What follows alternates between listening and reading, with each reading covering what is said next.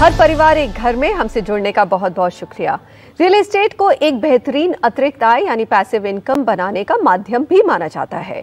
आइए आज चर्चा करते हैं फाइनेंशियल फ्रीडम, रिटायरमेंट प्लानिंग, इन सभी के लिए आप रियल एस्टेट में कैसे निवेश करें, खासकर एक रेगुलर मंथली या रेगुलर इनकम के लिए। Pradeep Agarwal, CMD Signature Global, जो एनसीआर के एक ट्रस्टेड और जाने माने डेवलपर हैं, हमसे जुड़ रहे हैं। प्रदीप जी, बहुत शुक्रिया हमसे जुड़ने का। और गुलाम जिया, एग्जीक्यूटिव डायरेक्टर नाइट फ्रैंक, भी हमारी चर्चा में शामिल होंगे। गुलाम, आपका स्वागत है।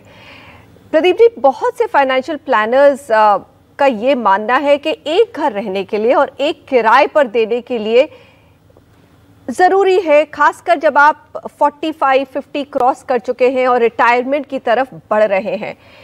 क्या सिग्निफिकेंस है इस दौर में इस एडवाइस का? मनीषा जी, सबसे पहले इस प्रोग्राम में बुलाने के लिए आपका बहुत बहुत शुक्रिया।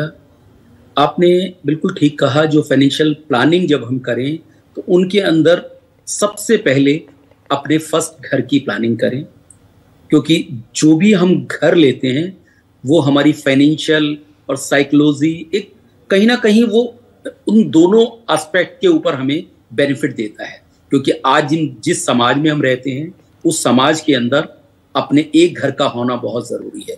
लेकिन अगर हम घर को इनकम के तौर पे देखें तो ये भी एक इनकम का अच्छा माध्यम है।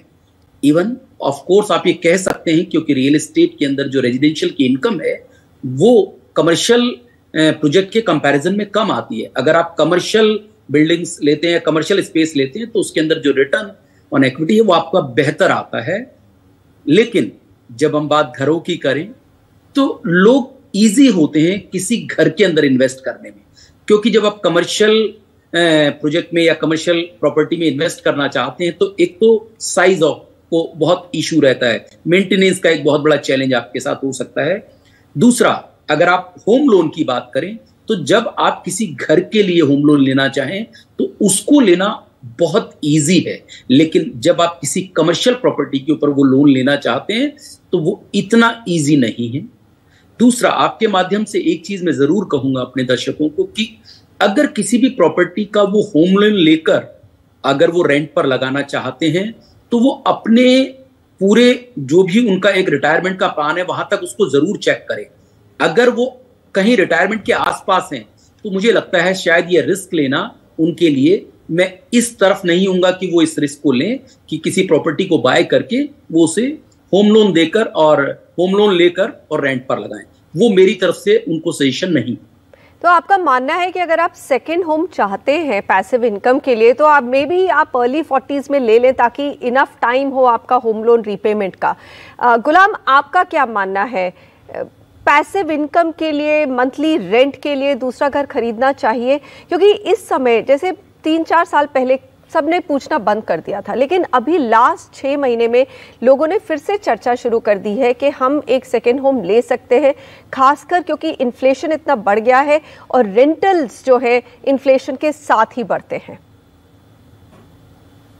रेंटल इनकम खास तौर से रेसिडेंशियल पर ये एक सवालिया निशान, और ये चर्चा तो शायद काफी समय तक चलती रहेगी, क्योंकि ग्लोबली भी अगर 2 या 3% रेंटल रिटर्न आपका मिल रहा हो तो ये कोई बहुत अच्छा काबिल जिक्र इन्वेस्टमेंट नहीं माना जाता। उसके अलावा जो दूसरी काफी सारी समस्याएं रेंटल हाउसिंग के साथ जुड़ी रही हैं, उनमें सबसे ऊंचा आता था लीगल स्टेटस का, कि अगर किराएदार फैल जाए, खाली ना करे, तो मकान मालिक के लिए कितनी दुश्वारियां पैदा हो सकती हैं।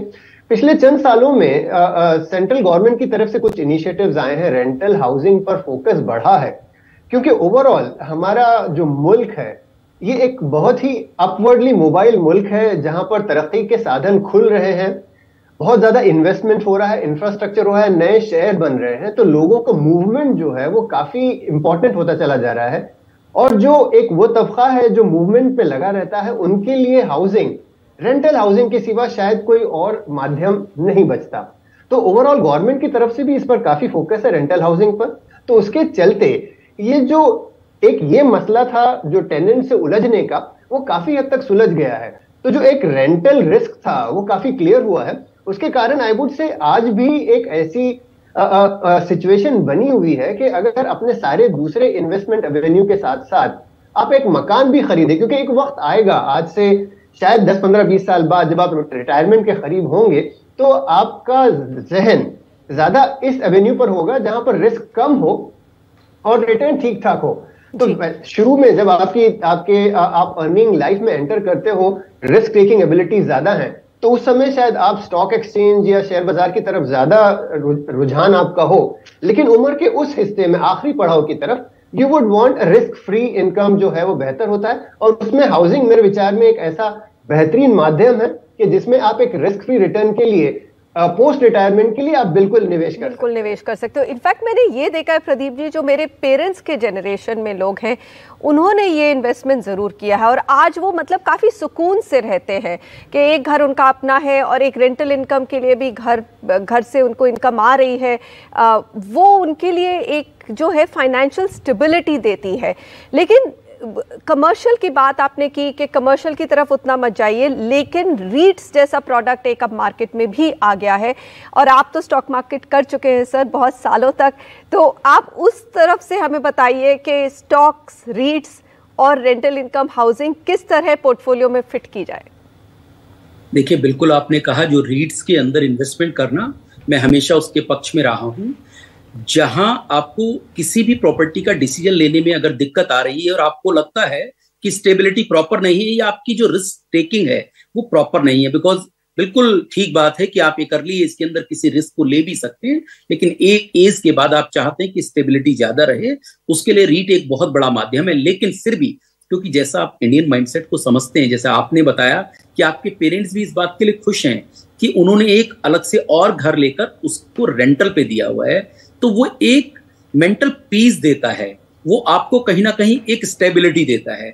आज प्रॉफिट इनकम कम है या ज्यादा है, मेरा रिटर्न कितना आया, मुझे लगता है शायद उनके लिए ये चीज उतना मैटर नहीं रखती जितना स्टेबिलिटी रखती है माइंड की।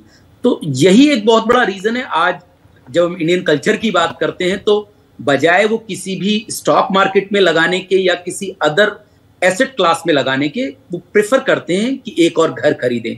और इस घर को खरीदने का एक और भी फायदा है। आज फॉर एग्जांपल, अगर मैंने एक घर खरीदा हुआ है और मुझे लगे कि मेरा घर वो सही रेट के ऊपर मैं उसे सेल कर पा रहा हूं और मुझे कोई और बेहतर ऑप्शन मिल रही है और मैं उस घर को बेच के किसी दूसरे घर में अगर मैं वो इन्वेस्ट कर लेता हूं, तो मुझे लगता है उसका एक टैक्स बेनिफिट भी मुझे कहीं ना कहीं मिलता है।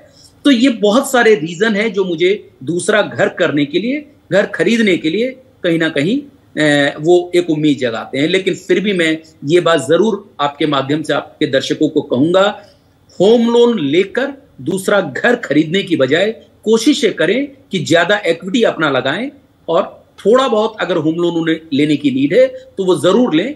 अदरवाइज होम लोन लेकर रेंटल कमाने से कहीं ना कहीं बचना चाहिए। चलिए, आपने बहुत ही बढ़िया राय दी है गुलाम और Pradeep ji, thank you very much हमसे जुड़ने के लिए।